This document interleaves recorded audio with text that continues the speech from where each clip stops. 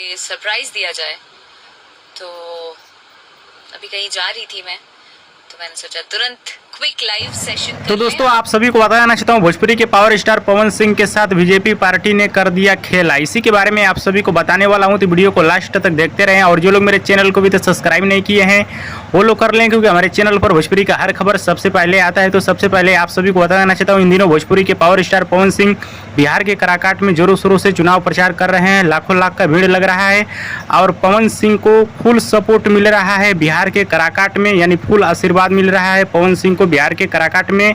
और जनता ने भी तय कर लिया है कि पवन सिंह को ही नेता चुनना है काराकाट का। लेकिन बीजेपी पार्टी ने कर दिया बहुत ही बड़ा खेला। 5 सुपरस्टार पवन सिंह के खिलाफ चुनाव प्रचार करेंगे। मनोज तिवारी, निरहुआ, रवि किशन, कंगना रनावत और अक्षरा सिंह, यानी ये 5 लोग उपेंद्र कुशवाहा का चुनाव प्रचार करेंगे बिहार के काराकाट में। बाकी इसके बारे में आप सभी का क्या कहना है? वीडियो पसंद है तो ज़्यादा लाइक करें, कमेंट करें, शेयर करें, सब्सक्राइब करें। धन्यवाद दोस्तों।